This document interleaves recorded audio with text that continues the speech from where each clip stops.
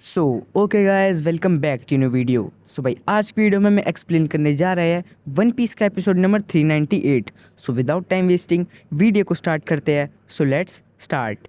सो भाई हमारे एपिसोड का टाइटल है admiral Kizaru takes action Sabaody Archipelago thrown into chaos, जिसमें स्टार्टिंग में हमें दिखाया जाता है जितने भी सारे पायरेट्स सबोडी आइलैंड पे होते हैं वो उधर से भाग रहे होते हैं क्योंकि उधर एडमिरल अपनी वॉरशिप के साथ आ रहा होता है। एंड फिर हमें दिखाया जाता है जो फर्स्ट जनरेशन के पायरेट्स होते हैं वो भी सारे लूफी को भरा बुला कहकर उधर से भागने की तैयारी कर रहे होते हैं। एंड फिर हमें मरीजुआ पे ले जाया जाता है जिधर हमें दिखाया जाता है जो सेनगोकू होते हैं वो भाई दोबारा से देखते हैं कि भाई ये लूफी है, इसने दोबारा से कुछ हंगामा खड़ा कर दिया।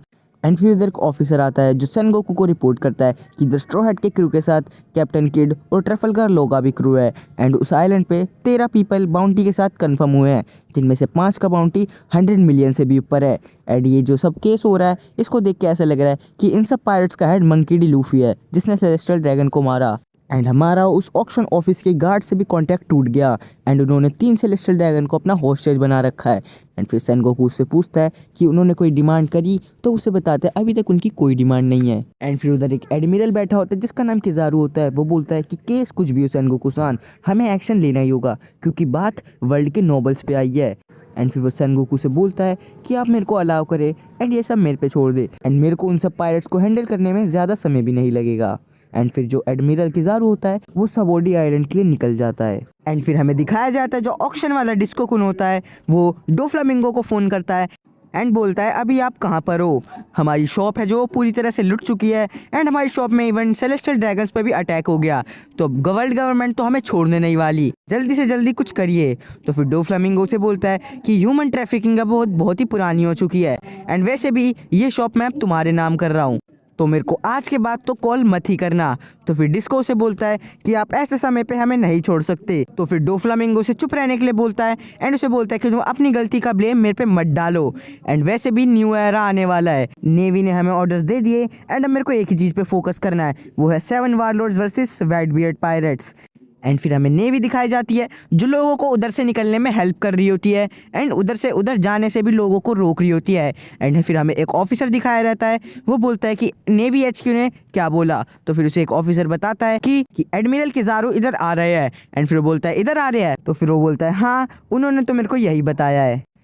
एंड फिर हमें ऑक्शन हाउस का सीन दिखाया जाता है, किड लॉ एंड पूरा स्ट्रॉ हेड क्रू रेली को ही देख रहा होता है। एंड फिर रेली बोलता है कि मैं इसको कॉलर को निकालने वाला हूँ, क्या तुम रेडी हो। एंड भाई जो सब होते हैं वो डरने लगते हैं क्योंकि भाई उन्होंने पहले भी उसको ब्लास्ट होते हुए देखा है एंड उन्हें अपनी भरोसा नहीं होता कि भाई जो रेली है वो उसे निकाल पाएगा एंड इसलिए सब उसे मना कर रहे होते हैं। लेकिन जो लूफी होता है वो कुछ भी नहीं बोलता एंड वो उसी को देखता रहता है।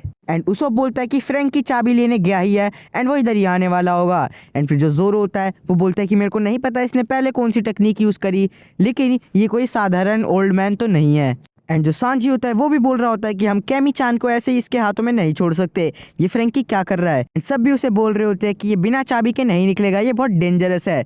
फिर जैसे ही रेली उसके पास अपना हाथ लाता है उसके कॉलर के पास, वैसे उसमें से टिक टिक टिक की साउंड्स आने लगती है एंड भाई सभी लोग एकदम से डर जाते हैं कि भाई अब ये फटने वाली है। लेकिन तभी जो रेली होता है वो उसे कुछ टेक्निक यूज़ करके उसे जल्दी से हटा के दूर फेंक देता है एंड वो वहीं पे ब्लास्ट हो जाती है।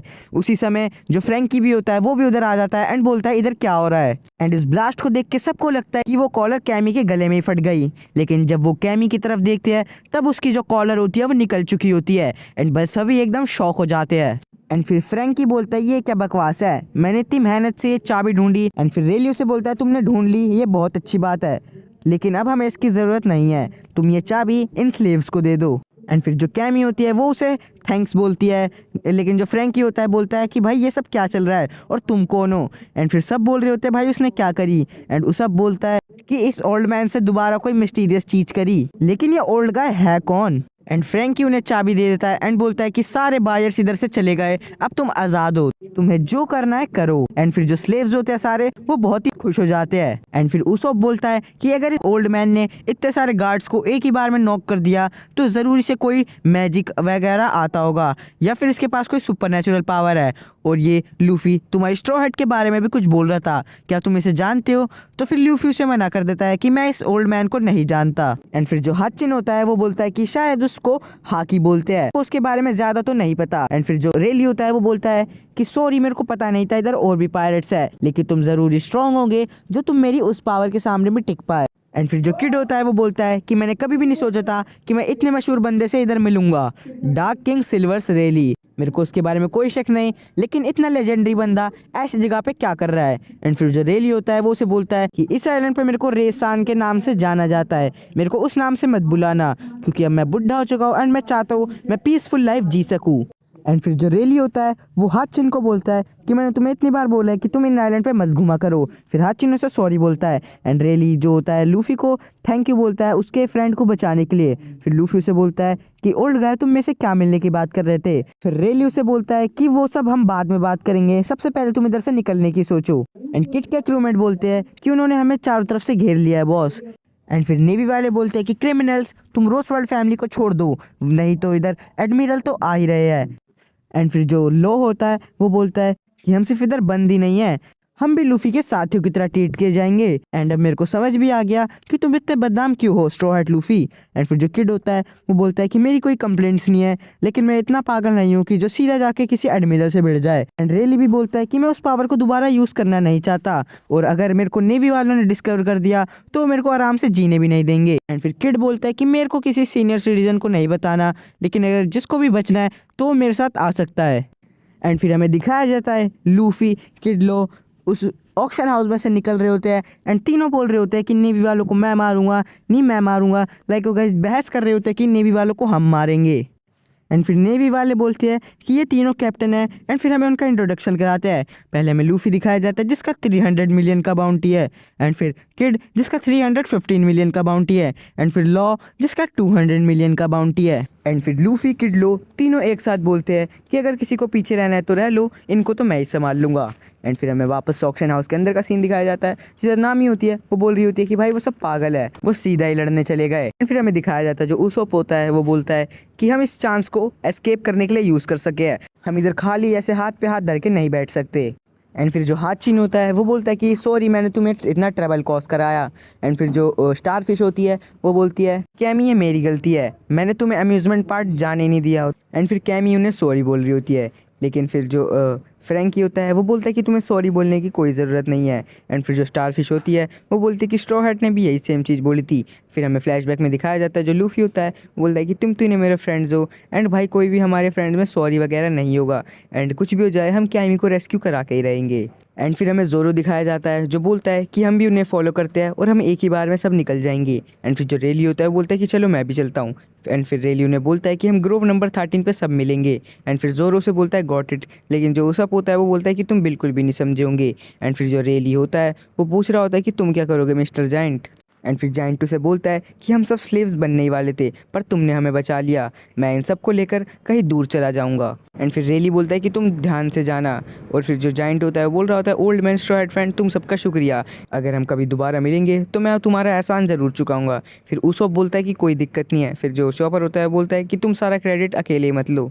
एंड फिर हमें बाहर का सीन दिखाया जाता है जिधर लूफी, लॉ एंड किड तीनों भाई मरीन वालों से फाइट कर रहे होते हैं। जिधर लूफी अपना गम गम बलून यूज़ करता है और kid rappel and law use करता है रूम। फिर मरीन वाले बोलते हैं कि ये सर्कल कैसा है, एंड उतने में ही लॉ उसे काट देता है। फिर मरीन वाला डर जाता है कि मैं कट तो गया पर मैं जिंदा हूँ अभी तक। एंड फिर हमें दिखाया जाता है जो एक मरीन का ऑफिसर होता है वो बोलता है कि बस अब बहुत लोगों को रेस्क्यू कर लिया, जितने भी हमारे सारे आदमी हैं उन सबको इधर बुला लो, ये सब बहुत ही वियर्ड पावर यूज़ करने वाले लोग हैं।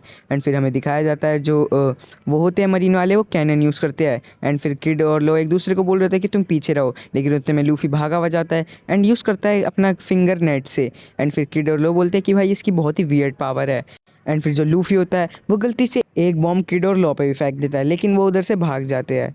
एंड वो उसे बोलते हैं कि स्ट्रॉ हैट तुम पागल हो क्या, तुम हम पे ही अटैक क्यों कर रहे हो। एंड फिर जो सारे लोग होते हैं मरीन वाले वो सब लूफी पे अटैक करने लग जाते हैं, लेकिन लूफी जैसे तैसे उसे डॉज कर लेता है। एंड डॉज करते करते जो उसकी स्ट्रॉ हैट होती है वो भी गलती से आसमान में उड़ जाती है, लेकिन लूफी उसे सही सलामत कैच कर लेता है।